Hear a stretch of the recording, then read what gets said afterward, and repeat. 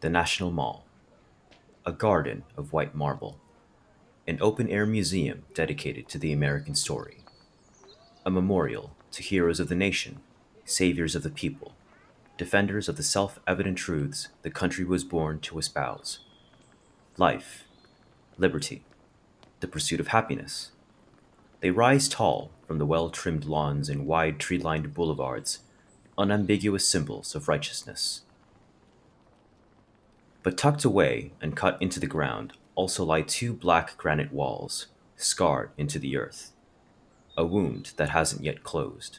A wound that will probably never be closed. More than 58,000 names are inscribed on these walls, each name a soul lost during the crucible of the Vietnam War. It's a part of the American story we don't always like talking about. 10, 9, 8, 7, 6, 5, 4, 3, 2, 1, 0. These are the stakes. To make a world in which all of God's children can live, or to go into the dark. We must either love each other, or we must die. Vote for President Johnson on November 3rd. The stakes are too high for you to stay home.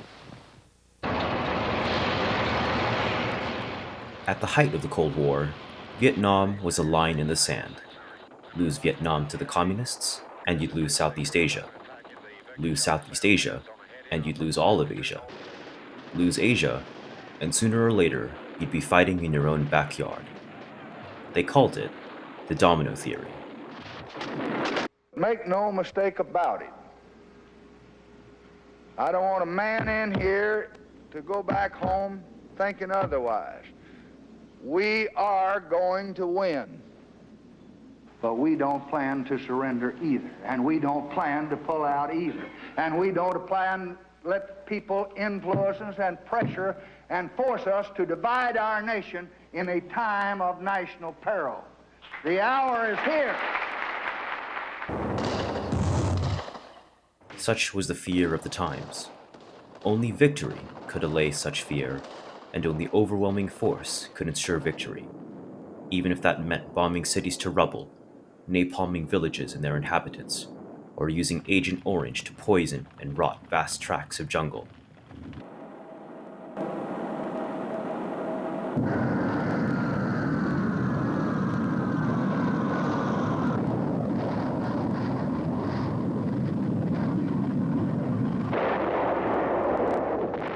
To this day, the American air campaign remains the largest in military history.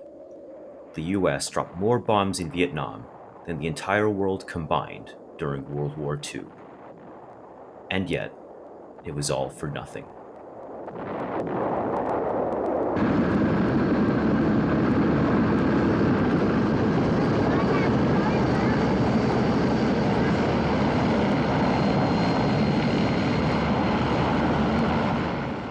In the US, Vietnam is not just a noun.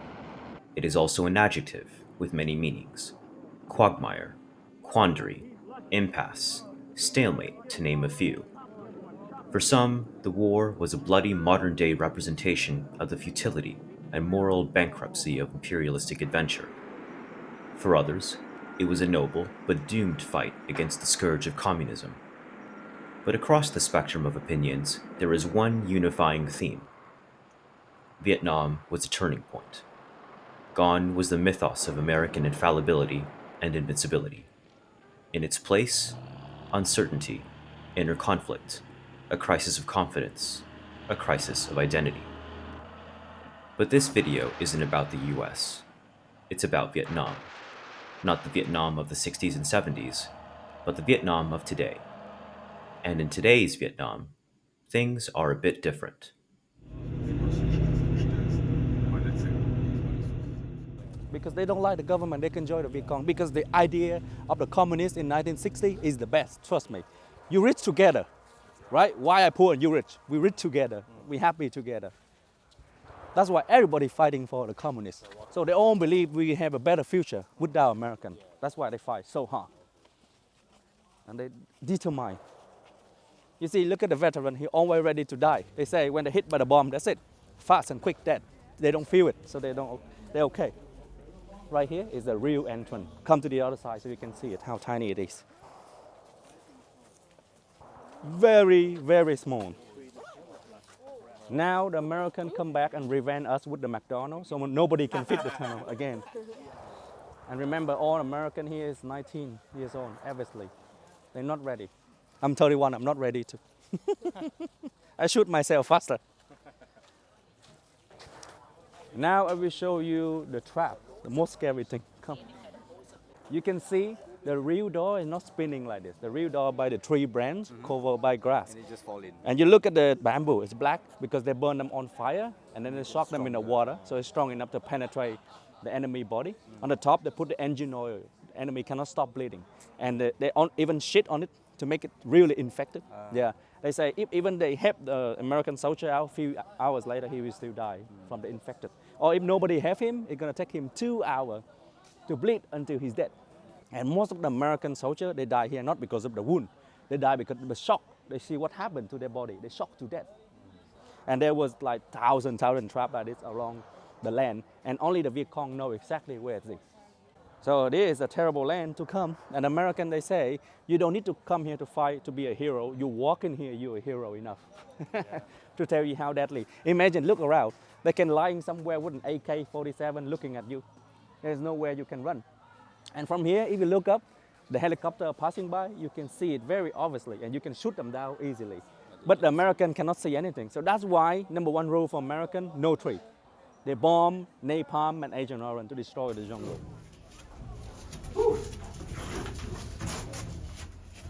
So you can see how nasty it is. And what they make from? Bomb fragment.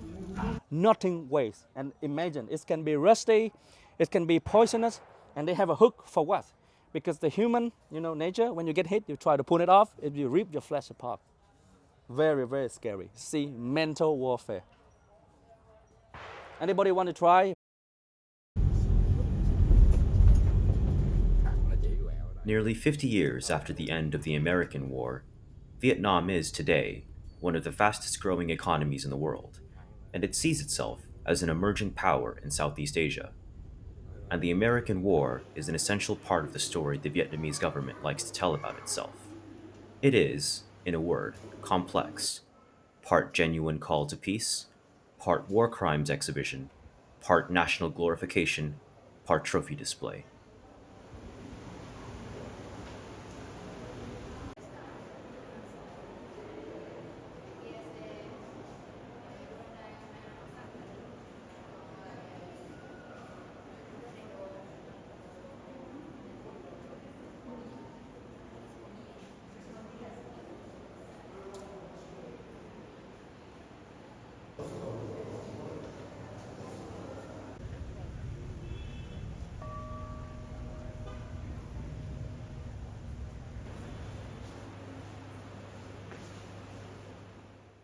It is difficult to tell where the history ends and the propaganda begins, but perhaps that's the point. A story doesn't need to be completely true to be completely captivating. It always helps when you're the winner.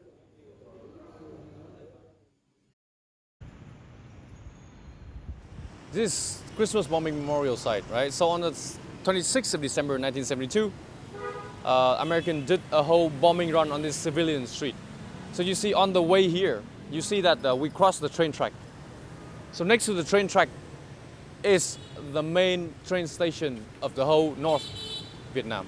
Americans supposed to bomb that, and they bombed this whole street instead.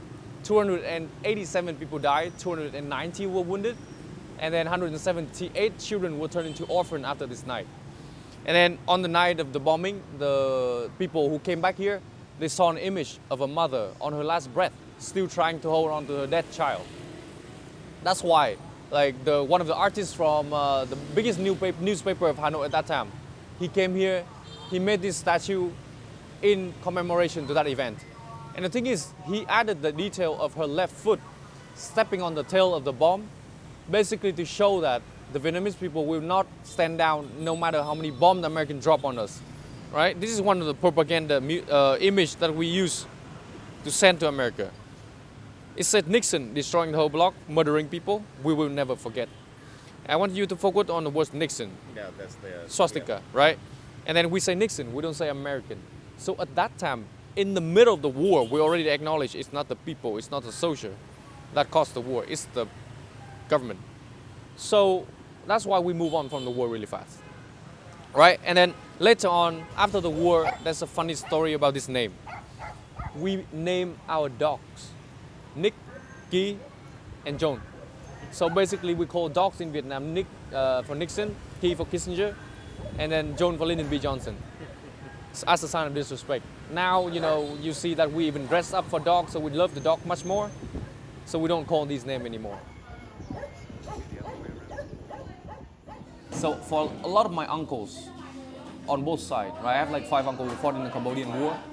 They don't experience peace until 1990. What happened after the war then? From 1960 until 1986 was a subsidy period. Everyone was paid with stamp system. For housing, 3 to 4 meters square per person. And then for food, right? 300 to 600 grams of pork per month per family. Today, I eat 100 grams of pork a day. What about entertainment? What about transportation?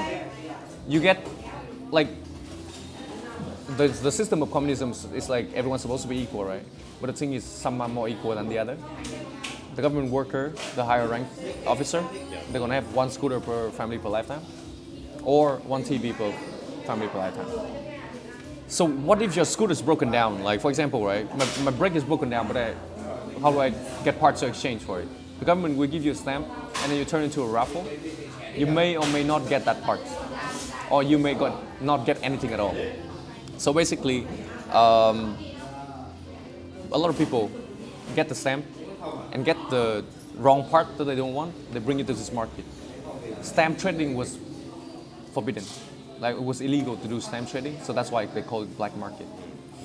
Right? Back in the day, before stealing scooter, people were stealing license plate. Because the government would make it really difficult to get the license plate back. It takes around 2 to 3 months. And then afterward, if you drive without a scooter plate, like if you drive without a plate, you're gonna be fine, right? But then, so you just go back here. You go into this market, get the license plate back, it's faster, cheaper. And the thing is, when you go in here, you don't know where they store the stolen stuff. So you ask any shop in here, you go there and you're like, do you have like a license? Do you have a license plate?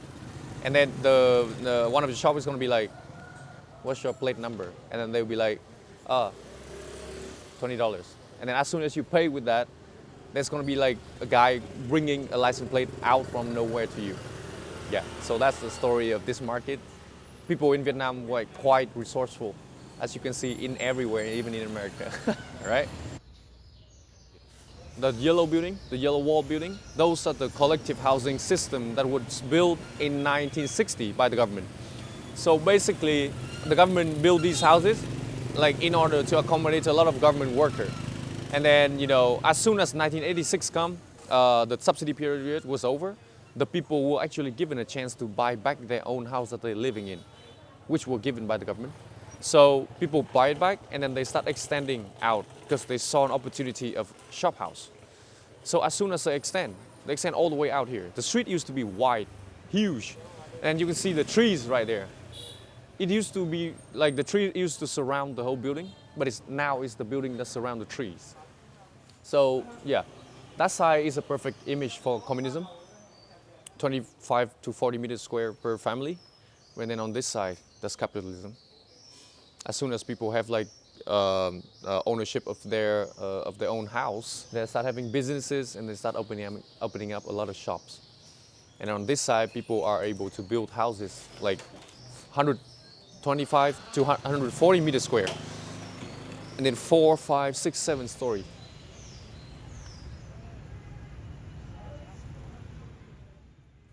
I think we are growing really fast, and I think the gap between the rich and the poor are growing like really like far apart. And I don't think people now like worry about themselves more, and they're much more selfish. Vietnamese people were already selfish enough, and now they're getting much more selfish. And yeah. How so?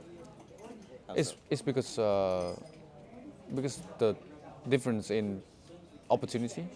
So they're getting people enjoying their own privacy now, and then the more money they have, the more they want to protect it, and they kind of get more selfish. That's what I feel about how it is now. Back in the day, more selfish. You mean just like loss of community, or taking yeah, care of lots of elders, community. or Yeah. what? Yeah, not taking care of elder too.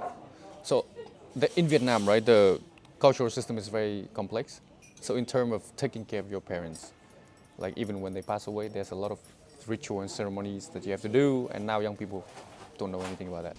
And I feel like they don't even want to learn about that because maybe it's not they don't want to learn, but it's that the parents doesn't really know how to teach them as well.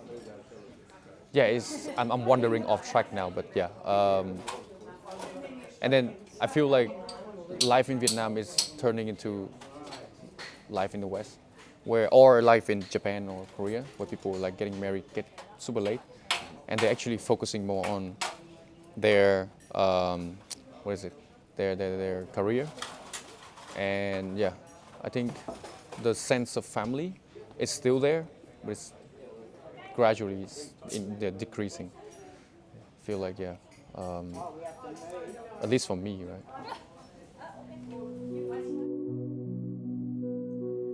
In the years and decades following the fall of Saigon in 1975, millions of Vietnamese refugees, mostly from the south, fled the country and settled abroad. Today, overseas Vietnamese and their descendants, also known as Viet Kieu, number more than 2 million in the US alone. For many first generation Viet Kieu, their new homes were meant to be temporary, a safe outpost to wait until the communist regime could be replaced with something friendlier. But that didn't happen. Instead, it is increasingly the second generation and beyond who are making a return to Vietnam. But when they visit, they find themselves in a world wholly unfamiliar to them, greeted by a people who no longer recognize them as one of their own. What's the relationship like between Northerners and Southerners? Or we talked a little bit about Yeah, between Vietnamese people and Viet Kieu, yeah, that's true. and you said is there a bit of resentment or a bit of anger still? Well, it's just really personal thing, by the way. I asked my guests just a couple of days ago, and he joined my tours, and he brought his parents coming back to Vietnam. Well, he's never been to Vietnam before as a second American, Vietnamese American But his generation. parents are Left Vietnam in 1975 after the Right. fall of Saigon. And he said that his parents were okay, but whenever they saw the flag of Vietnam, they started to get quite nervous. And then they joined the tour in Sapa, and then the tour guide, he said he believed he was a communist guy, and he talks about the things, and they started to be very, very nervous. And yeah, so I have lots of people joining my tour who are Viet Kieu, and we just consider them as like normal tourists. why is there that disconnect between Vietnamese here and Viet Kieu? I think there is a hatred towards, well, back in the day from school, we learned that we gotta hate like pretty much everyone in the world, and we gotta hate like Cambodians, Chinese, and Americans and French, and You have to hate them. well, that's the hitches that we learn from schools, and in the last 10 years, it started to change. Now it's really friendly approach towards these people. So we try to be friendly with pretty much everyone. So what were you taught in school? Well, pretty much all of the history is that we have lots of wars against the Chinese and against the Cambodians, and also the war especially the war against the Americans and the French, which was a serious one. Yeah, yeah. And for the country that has so many wars over here, and we just have peace just 30 something years ago.